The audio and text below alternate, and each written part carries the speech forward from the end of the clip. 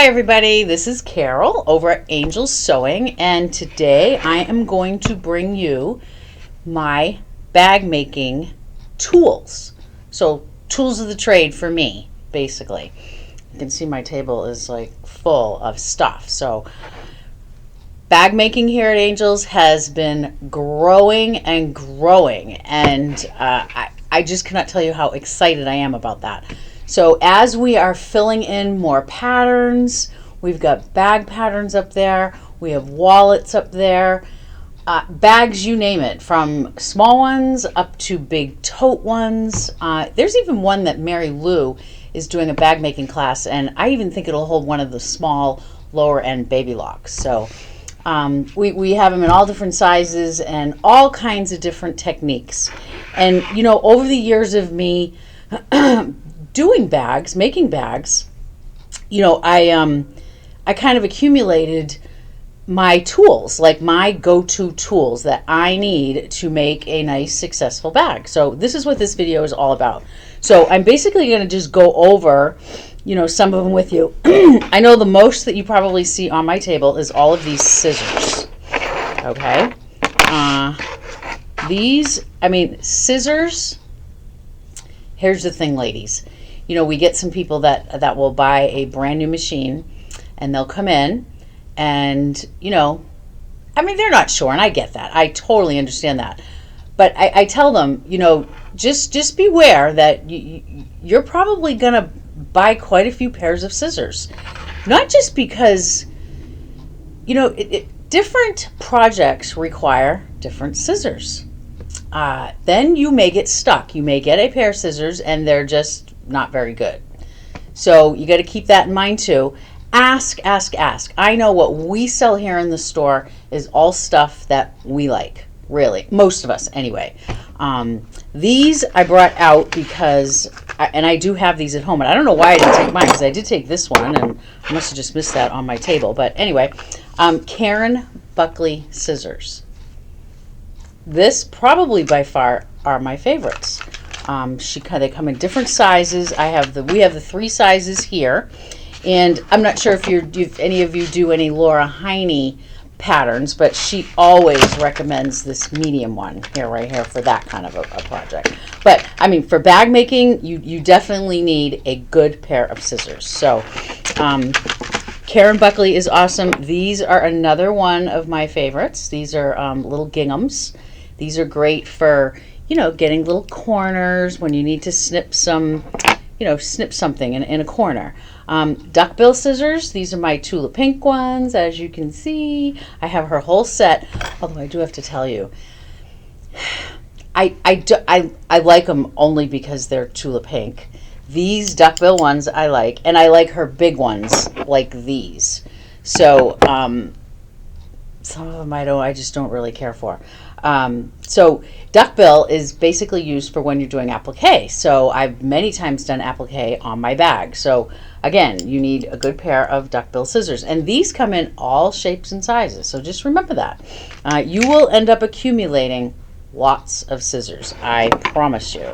So scissors definitely is a big one. So I'm just going to probably leave a couple of them out there. I'm just going to put these aside for now. And okay, moving on to the next thing. Let me see here. Always, with bag making, we're always putting different hardware on our bags. I'm gonna lay that like that. I'm gonna go like this. Oh, we're talking mainly about the Fray Check right now. So here's Fray Check. Fray Check. It comes Fray Check and Fray Block. We actually have both here. I've never worked with Fray Block, but apparently it is the same thing. So I'm not. I think it's more of like a kind of like a gel, I think. So I like this one. I just, you know, you just snip off the top, and basically whenever you are punching into, you know, with your seam ripper. Oh my gosh, that's one thing I didn't put up here. How crazy is that? I'm always using my seam ripper. Well, seam ripper for sure. So what I'm going to say, when you're putting like magnets in your bags, you need to, you know, you make your, you know, with your Frexion pen, something that's going to iron off, you mark, and then you rip it with your seam ripper. You cut it with your seam ripper. Just be really careful. You got to have good control, because you don't want to, like, you know, because sometimes when you're doing just a little slit, you don't want to like push really hard and then go. I've done it before, so I'm just warning you. I feel like everybody just has to do that at least once, and then you remember that for the next time when you're ready to do it, just a small slit. You really got to have some control with that. So anytime that you are cutting into any of your fabrics, you want to dab it with some Fray Check.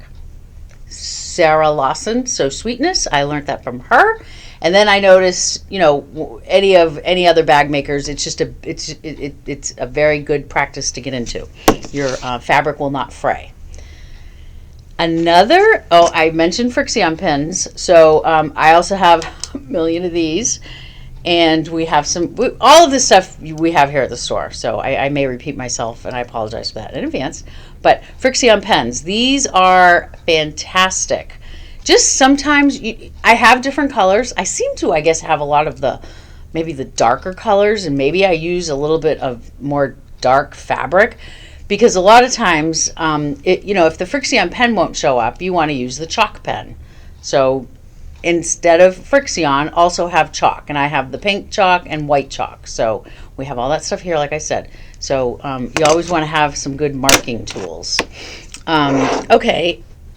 When you are, and in the bag world, in the bag making world, we call it birthing the bag.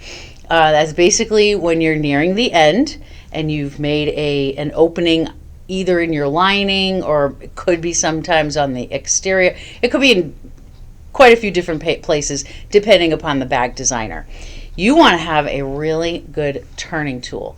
Now, I have been through, I don't know how many turning tools. I've tried a lot of them.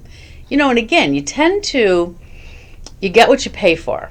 And, you know, I've tried the lower end ones at Joann's and all that kind of stuff. And they break. I don't know. They do work, but, you know, this one is from Floriani. And we have them again in the store. So it's a turning tool. And I mean, this is nice and meaty.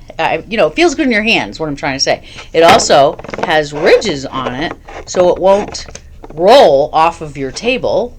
It won't roll off your table, which I think that is a great thing also. A lot of people on this end will use it, you know, when you're, let me see, you're doing a seam and they tell you to, you know, iron your seam. You know, you kind of open it up with your fingers, you finger press it. Well, sometimes if you don't have your little iron next to you, and maybe you're just a little too lazy to take the few steps over to your iron, you can use this. This works really well also, which will bring me to my next tool. So let me just finish with this first. So it has a nice round edge here, and I love this turning tool. It's just one of my favorites. Also, so I said, you know, finger press, and then you can press this down, and you can also open your seams that way with this. Also, one of these. And our block of the month people, a lot of them, because Lorene, when she does her demos for us, she uses this. And so either one, you know, when I'm doing bags, I just kind of have this one hanging around, so I'll use this, or I'll use this, or depending on how much you may need it flat, you know, take it on over to the iron, or have your little iron right next to you. But this works really, really well also. This is awesome for when you are doing blocks, and you know, you need to open up all your seams, especially when you get, you know, some that are bunched in the corners and stuff like that. So a roller is also a really, really good idea. Another best friend that you are going to make with is double-sided tape. Now, this will bring me into zippers as well. So, zippers. Let's first talk about zippers and this, because they do kind of go together. This also with other things, but you definitely want to get some double-sided tape. This is my go-to size, 1/4 inch. This really is the only one that I've ever worked with. I did notice I did a wallet class, and one of the girls had a really wider one. Which for the application that we were using it for that day, it was better. So I may get maybe a 1/2 inch one for, you know, different kinds of projects that you might need to cover, you know, a little bit more space instead of using maybe a couple of layers of this. But I've gone through like 8 or 9 years with just using this 1/4 inch. Not this roll, because I use a lot of it, many rolls, but the 1/4 inch is the one that I use. But I thought that was really cool to see it thicker. I had never used it that way, used a thicker one. So you're probably asking, why does zippers by the yard and double-sided tape go together? For those of you that do know me, know I love zippers. And I am always, when people come in the store and, they're getting some supplies for a certain project that they're doing and it does require zippers. Well, I always hear that zipper. Even if I'm on the whole other end of the store, I'll hear somebody say zippers and I kind of fly over. And, there's the safe zippers, the ones that are already made up for you. And then there are these. Now, of course, I was exactly like every single one of you. I was petrified of zippers. And that's what I hear. And I just find it so kind of comical almost, because once you make yourself practice it, you can do it. It's very easy. And I have given many, many demos in the store on zippers by the yard. We sell it here by the foot, I should say. The common name for them is zippers by the yard, but over here at Angels we do it a little differently. We sell, we have a variety of zippers by the foot. So you buy 12 inches, and for every 12 inches you get a pull. And I have a really nice selection of pulls. We just open up the box and you can pick whatever pulls you want. So people have been taking advantage of that, and I'm so excited. And I've even had repeat customers, which means they are loving their zippers by the yard. You can just get so much more creative with zippers by the yard. Look at these zippers. They're so cool. And, a thing that I do too, which, I'm probably moving a little bit ahead, but I will take, like let's say I need, a 10 inch or whatever. I will just break the 10 inch apart. So I'll have 2 different tapes. I may do this one, 2 different tape, and I will match one of these tapes with one of this. And, a lot of my bags, you'll see that's kind of like my signature thing that I do on my bag making. When you see bags that I've made here in the store, a lot of them have 2 different color zipper tapes. And, gone is the day, for me anyway, and I know for a few people, gone is the day for me that okay, yes, you do want to match your hardware where it's all together, but your zipper, I just don't think you have to. I just don't think you have to. I have even gone so far as to, like this one here in the bag is an antique finish, and this is a silver. I think they call it nickel now. I put one side antique and one side nickel. I mix things up all the time, and that again is just my kind of signature thing that I do. So zippers by the yard, any time that you want a demo on zippers by the yard, you just come on in and I will gladly show you my demo. I love doing that. I want you guys to do it, learn it, love it, and don't waste your time. I tell everybody this that I give demos to. Don't waste your time on buying those they have gadgets that you can buy that will supposedly help you with zippers by the yard. I was told at the very beginning you can use a regular fork. You have to pull a couple of the tines up, and I don't even quite remember, but it still requires, it's just, I don't know, it was just awkward to me. So I did do the fork thing for a while. You kind of almost have to have somebody holding the fork for you. The way that I do it, you don't need any help. Like my husband, my husband knows zippers by the yard now because he has always helped me with it. And then I got this this one that clamped to my table. And I'm like, well, I'll try it. Maybe it's easier. Who knows? I got it, and you know what? I couldn't be. I tried it. To me, it just took a little bit of practice, the technique that I do. And if you do it a few times, and don't be afraid of it. Like when you see a dog and you're afraid of the dog and the dog knows you're afraid of it. I'm telling you, the zippers know you're afraid of it. So if you go in with, a little stress-free, I'm going to do my zippers today, Just do it. You will thank me, I promise. And your bags are going to look so professional. They're just going to look beautiful. And another note on zippers by the yard, I just want to say this because it actually got brought up the other day in my class. You know, they have number 5s and number 3s, and there must be other sizes. I just know mostly number 5s and number 3s. And you'll have different patterns that will say a number 3 or a number 5. Or a regular, you know, a regular small YKK one. I don't even know what size that is, to be honest. But anyway, I like the beefiness, lack of a better word, of the number 5s. Number 3s are the same exact, only they're just a tiny bit narrower. Okay, yes, of course, very small projects. This would not look that great, but I have used this on, you know, smaller clutches that call for the number 3, and I will use the number 5. And you know, it is not, nothing is going to happen to your bag. You will still be able to sew it.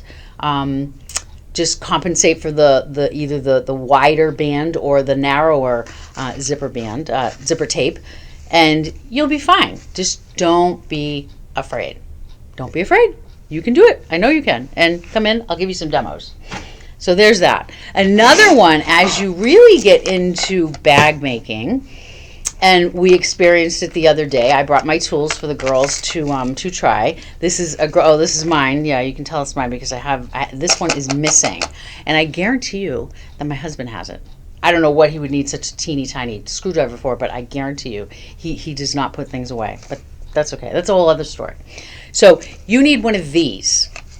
This, and it's magnetic too, although the magnetic part of it, I mean, you can pick it up, you know, with the screwdriver, and then you have your little there we go. You have like one of these little, they're very tiny too. I'm gonna go like this and I'll show you. I mean, these screws here are so tiny, so you can see it does do it, but it doesn't really make it straight. Like you really have to put it in there. And whenever you're working with these teeny tiny pieces, do not sit with it in your lap, because I'm telling you, I've done it a million times. Actually, I did it just last week. You will lose this because it falls. I have hardwood floors in my house, and I believe I probably lost one in one of maybe like a crack or something, because these are pretty tiny. So, you know, always do it over a table, because you will drop it depending on, you know, what exactly you're working with. But these are fantastic. These, you know, we did the necessary wallet the other day, and we used the butterfly clasp. And do I have one? Oh, I do have one here to show you. So this is I was looking at the camera and you're not even looking. You're not even seeing me, but that's okay. So here's a butterfly clasp, and see on this side, you see it has the 2 screws. So when you start to put this together, you take those screws out, and you know, and then you use your Fray Check on your bag placement, you know, where you place it, and you need this screwdriver set. So this is just a great thing to have, and they're not very expensive, and I did just get them in the store, so we do have these in the store as well. So we've got that, we did this, we did this, we did these, we did this, we did this. All right, these sit on my table as I'm sewing all the time. I think I probably have a minimum of about 8 to 10 of these. I have 4 machines at home. Well, actually, this is my 4th that I brought here. Check this beauty out. It's my new featherweight. I just love it, love it. I figured I'd bring it here on my table so I could share it all with all of you guys. But anyway, when I sew, this is right next to me all the time. It's just I have this thing when I'm sewing, and you know, when you get it off of the machine, and you know, you press the scissors and it gets it, and when there's like just a longer piece of thread, I am like a fanatic with cutting them right away, and these are perfect. So snippers is a huge go-to for me. That is a huge one. Oh, glue. Glue. I have been through many glues. This is the best one, Gorilla Glue. And I like it also because when you flip it over, it has these, it's easy to squeeze. You don't need a lot of it, but you know, and you're thinking bag making, what would you need glue for? Well, you do.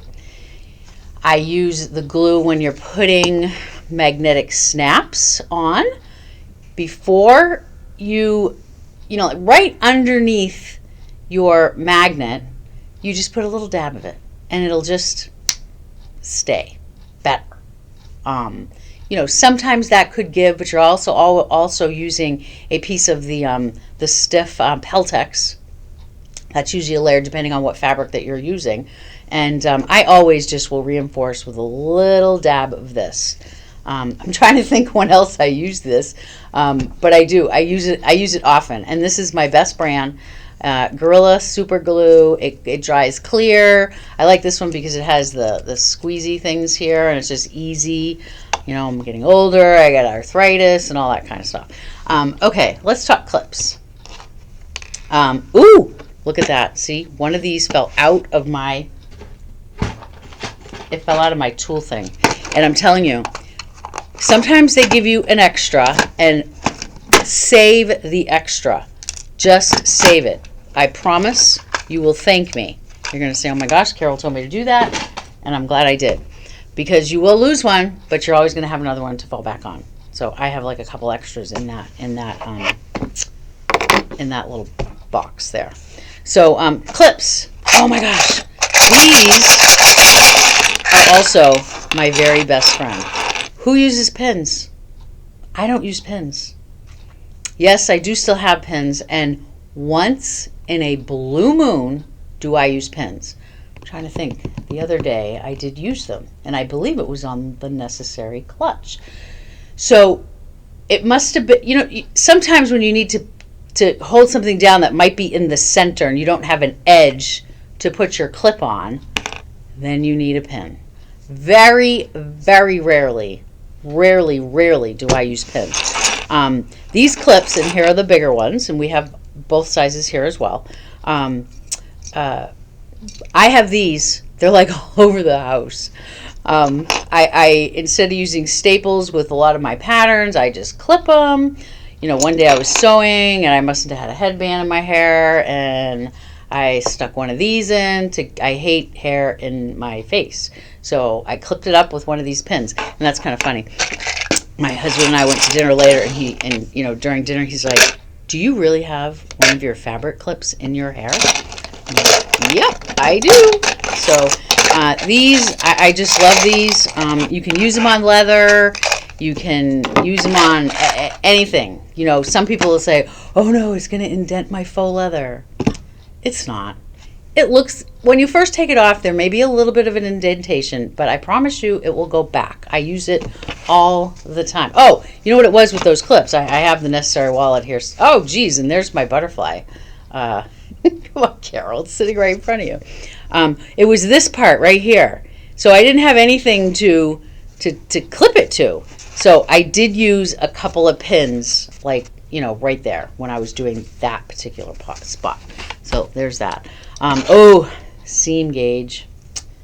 I love this. And you know, just know that the more you use it, it will get loose. And I'm not sure what you can do with them to make them, because you know, it should be not hard, but you know, so that when you're moving it, it won't move your measure. So I probably have 2 or 3 of these, and some of them are just too loose for me. If anybody has a little trick that does make them a little bit tighter, I maybe can save those gauges. I mean, they're not that expensive anyway, but still, don't have to waste money. But this is awesome. You know, talking about, which will bring me into machine, you know, when you're doing bags, I've learned that my original Sophia 2 was not going to cut it because she just doesn't like thick layers. It's a smaller machine. makes sense. And, you know, I had done quite a few upgrades in my, you know, 8-10 years of sewing. Ask Ruthie over in Nashua. She knows. So, you know, depending on what machine this will come back, I promise. The different feet that you use. I kind of have, again, a go-to foot.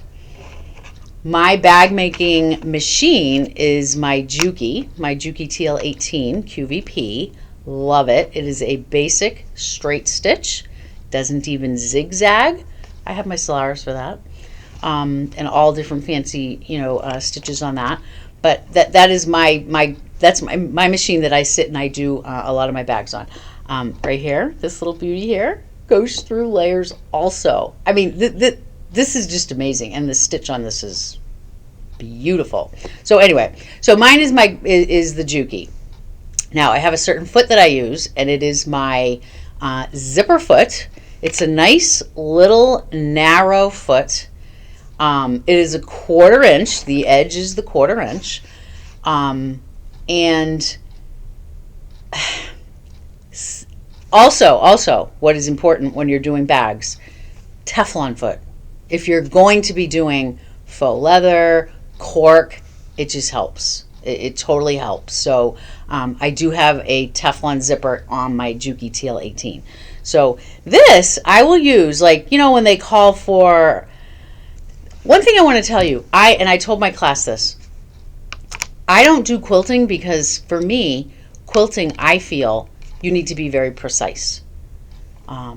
Otherwise, when you look at it, your corners are not going to line up, all that kind of stuff. So, you know, bag making to me, I feel that it gives you more of a leniency. You can mess up. It doesn't have to be absolutely perfect. So, when it calls for a different seam allowance, I will just lower my needle, and, you know, if it's 3/8, 5/8, or whatever. Yes, I do have the marks on my machine. Sometimes on my Juki, sometimes the numbers are a little higher up. So, you know, sometimes I don't like that. I like to know where it is from here. So I just kind of stick that against my needle, and then I know right where it is. And then I'll just put a piece of tape right there. Sarah Lawson, I've done a demo on this on her seam guide. You can use that as well. For me, it just depends on what's sitting there at I'll use Sarah's seam guide, or I'll use this sewing gauge. I thought this said seam guide, but no, it's a sewing gauge. So anyway, so you know, and I don't get into like the all the different kind of quilting feed and this foot and that foot. That is pretty much the foot that is on my machine all the time. So there, that being said, any questions you can always ask me. You're probably wondering, what is this? Well, you have to have this near your sewing machine. These are Band-Aids. Yeah, I have gotten stitches over here from my rotary cutter. I'm always nicking something, and the most frustrating part is, you know, when it starts bleeding. Oh, right here, I had another one there the other day. I want to just keep going, but I can't because I got to go get the Band-Aid, and, you know, so Band-Aids is always also a big thing to have in your sewing room. I think I'm nearing the end. Oh, this is always in my sewing room also. This, I have two of these because I have kind of a large sewing room. So one is always plugged in, and the other one, you know, I kind of use, so I just kind of alter them out. I have one sitting right underneath my multi-needle. I am bad when I'm sewing because I don't do it here. I'm pretty cognizant of it here, but at home you would think I would be as well, but I'm not. Like when I cut a thread off, I just fling it. I fling it, which is probably really bad, but I do clean it up after. So I use this, and I have a Martelli table at home. I have a big one, so it has like a little lip on either end. Oh, actually not on this end. It has it only on one end. That's right. And actually, I brought this because I want to vacuum out the one that we have over here that we cut your fabric on. Also has that little lip, and it's always filling up with just, you know, dust and fabric ends and all that kind of stuff. So I use this, and it picks up all of my little threads around my table, on the floor, all around. Yes, I've picked up clips in it, and I take it out when I empty it. So I love this. I love this. I also have a mini one.